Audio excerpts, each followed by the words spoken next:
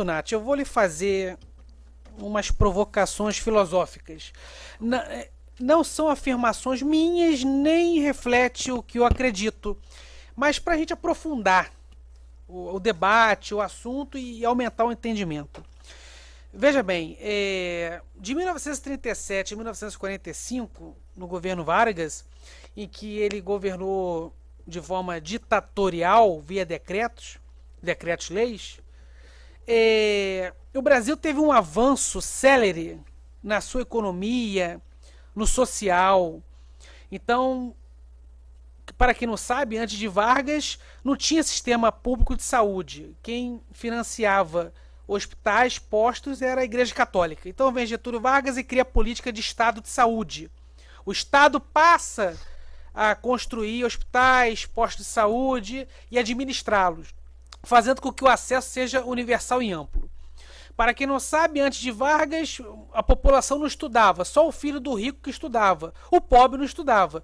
Então ele cria o sistema de educação pública, cria escolas, colégios públicos, escolas e colégios públicos técnicos, para que a população tenha acesso à educação e possa ser uma força de trabalho, uma mão de obra qualificada para o mercado de trabalho. Enfim, ele conseguiu criar várias estatais, Petrobras, Eletrobras, Vale do Rio Doce, Siderúrgica Nacional, o BNDE, que hoje é o BNDES. Tudo de forma ditatorial. Eles, sem precisar de aprovação de Congresso para nada. E o Brasil avançou de forma fechado. Sim.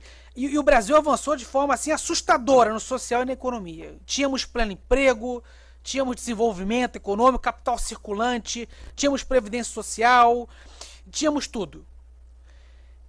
E aí, olhando para hoje, independente se o presidente for de esquerda, direita, centro-esquerda, alienígena, independente que seja o presidente da República, ele sempre, em algum momento da sua gestão nos 4 anos, será refém do Congresso Nacional.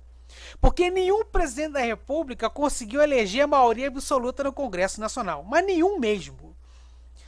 E aí que essa relação fica perigosa. Porque para ele governar, ele vai ter que abrir mão de sua ideologia política, ele vai ter que abrir mão de seus pensamentos e fazer concessões promíscuas e até perigosíssimas, que podem daqui a pouco desdobrar em corrupção. Como governar com um legislativo que mais sabota do que contribui? Bom, meu caro Caio, em primeiro lugar, eu obviamente não referendo ditadura alguma. Eu estudei muito Estado Novo. Para quem não sabe, eu fui do PDT, fui prefeito de Porto Alegre pelo PDT, inclusive, então tenho uma relação muito forte com o trabalhismo. E uma das minhas preocupações sempre foi tentar compreender o Estado Novo. E eu estou absolutamente convencido de que é um processo que nós não podemos referendar. Na verdade, eu prefiro avançar menos com democracia do que, teoricamente, avançar mais com o Estado ditatorial. Até porque a história tem demonstrado, não somente no Brasil, mas no restante do mundo, sempre que um regime forte assume de forma autoritária, algumas mudanças são feitas, mas nós temos nesta caminhada também retrocessos muito grandes, pessoas que são perseguidas, são presas, são mortas em função disso. Isso aconteceu no Estado Novo, também não vamos esquecer. Acabamos calando quem pensa de forma diferente. Eu acho que a gente só consegue construir uma política adequada para o Brasil quando a democracia ela é, obviamente, absolutamente plena. Quando digo democracia plena, é porque, obviamente, defendo os pressupostos básicos que constam da nossa Constituição. Eu defendo a democracia liberal, a democracia constitucional, que é a democracia liberal que está na nossa Constituição, que permite exatamente esses pressupostos: liberdade de expressão, liberdade de organização, e todas as demais liberdades, liberdade de imprensa, etc. Quando isto some, as coisas acontecem sem que efetivamente tu possa questionar. Tudo que tu disseste sobre o Estado Novo, eu ouço de muita gente sobre a ditadura militar. Os ditadores de plantão durante o regime militar criaram estatais, criaram pleno emprego, tivemos o milagre brasileiro e assim por diante. A pergunta que fica, a que custo? Sempre essa a indagação que eu faço, a que custo? Naturalmente eu não discordo da avaliação de que hoje, especialmente hoje, a partir de 2015, com essa hipertrofia do Poder Legislativo, os nossos presidentes, sejam eles quais forem, eles ficam reféns do Congresso. Eu concordo com isso. Que é uma coisa que, obviamente, a democracia também não deve suportar.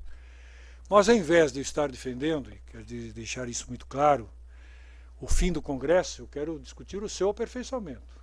O seu aperfeiçoamento. Eu acho que isso me move.